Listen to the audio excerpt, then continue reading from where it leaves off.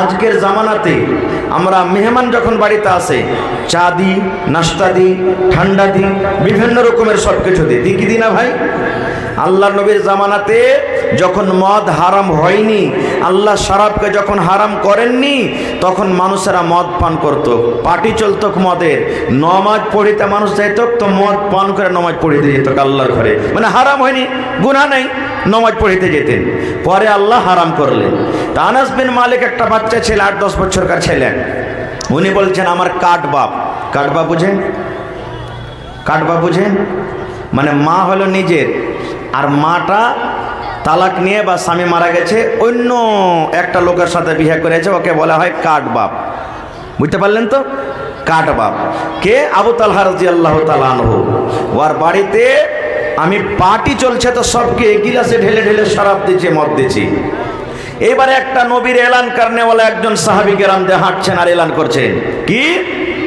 ইন্নাল খামরা কাদ হুররিমাত, ইন্নাল খামরা কাদ হুররিমাত, ইন্নাল খামরা কাদ হুররিমাত, মানে এটা এলান করছেন আর চলে যাচ্ছেন। আরবি যারা বুঝছেন, মৌলানা বসা আছেন, আমরা বুঝি, আপনারা জানেন না এর মানে কি? সাহাবায়ে কেরাম আরবি জবান বুঝে নিলেন, এর মানে কি? ওরে আল্লাহ নবীর সাহাবীরা, ও মুসলমান মুমিনা মুমিনা মুমিন মুমিনা শুনে নাও, আজ থেকে মদ হারাম হয়ে গেল, আজ থেকে শরাব হারাম হয়ে গেল, আজ থেকে তোমরা মদ পান করতে পাবে না, আজ থেকে শরাব পান করতে পাবে না। আল্লাহ রাব্বুল আলামিন মদকে হারাম করে দিলেন। আবু তালহা রাদিয়াল্লাহু তাআলা আনহুর বাড়িতে পার্টি, উনি বলছেন আনাস, আনাস দেখো তো কে এলান করছে, কে লোকটা? আনাস দিয়ে দেখছেন যে এটা আল্লাহ রসুলের একজন খবর দেনেওয়ালা, আল্লাহ নবীর সাহাবী, উনি বলছেন আল্লাহ তাআলা মদকে হারাম করে দিয়েছেন, নবী এলান করতে পাঠালছেন। আজকে যদি আমরা কোনো পাপ কোনো গুনাহ যদি করি তো কি বলবো? আচ্ছা আজকের দিন খেয়ালে নেবে, পরে দেখা যাবে, পরে খাবো চে না খাবো। কিন্তু সাহাবীরা দেখেন যেমন এলান শুনলেন, কানে আওয়াজ এলো, আজ থেকে আল্লাহ রাব্বুল আলামিন মদকে হারাম করে দিলেন। সঙ্গে সঙ্গে মুসলমান যার হাতে গিলাস ছিল, গিলাসটাকে পাক করে ফেলে দিলেন, সুবহানাল্লাহ। যার মুখে ছিল থুতু থুতু থুতু করে ফেলে দিলেন। যার পেটে হয়তো চলে গেছিল, শক্তি হিসাবে গলাতে, মুখে, টুটিতে লোক দিয়ে হ্যাক হ্যাক হ্যাক করে বমি করে দিলেন।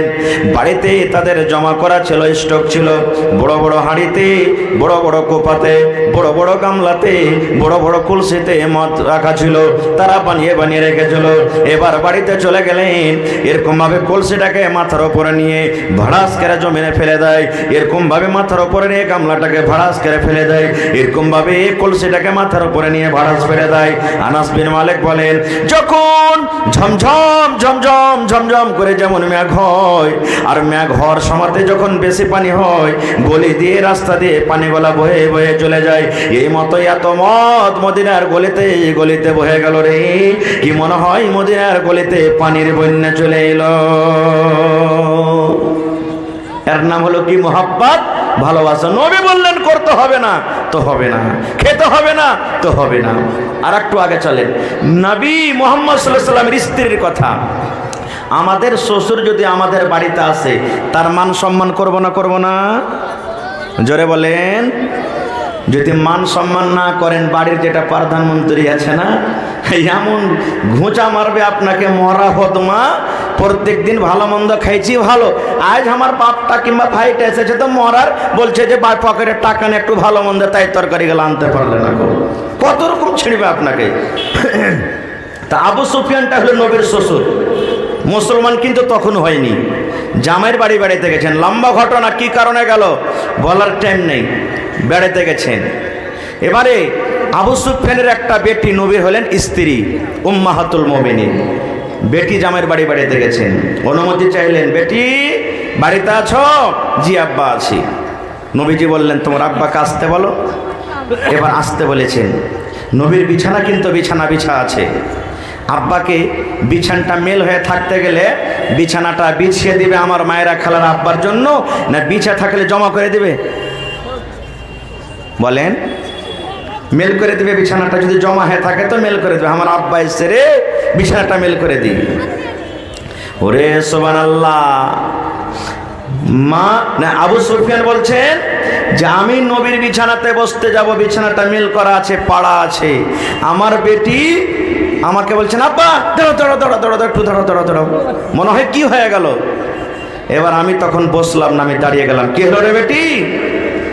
আমার বিছানাটাকে, নবীর বিছানার বিছা আছে, আমাকে বসতে না দিয়ে বিছানাটাকে সুন্দর করে জমা করে রেখে দিলেন। আমি তখন বললাম যে হ্যাঁ রে বেটি, আমি তোমার আব্বা, তুমি আমার মেয়ে, তুমি আমার জন্য এই বিছানাটা না বিছিয়ে তুমি জমা করে দিলে, কারণটা কি? আর আমাকে বলছে খালি বিছানাতে বসো, এই বিছানাটা কি বসার আমি যোগ্য নই? দেখেন নিজের আব্বা।